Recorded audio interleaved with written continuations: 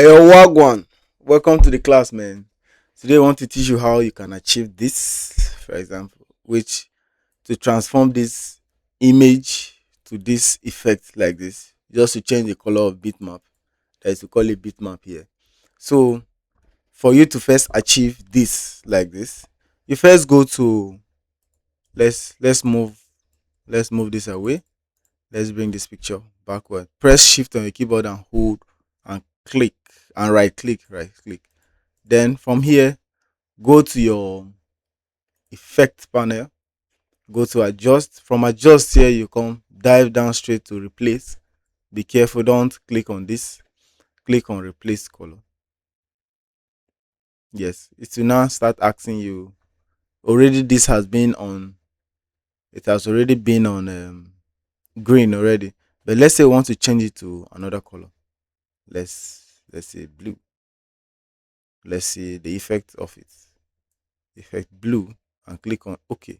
So have you seen that particular effect? That it has selected blue all through. You can achieve this like that. It's not only this, any picture, any format, any picture format of your choice that I want to do. Let's also try another. Let's use this picture. Let's go to our effect panel as usual. And then from here, they are just let's click replace. And then let's pick another image.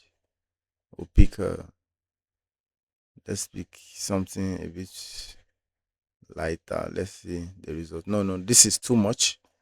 This is too much. That's too much. Let's pick another one. This is a bit dull but better. So this is how to achieve this tiny effect. The essence of this is sometimes you want it to match with your background. You want it to have that background effect like that. So you don't need to actually go over and over and be turning up and down like that.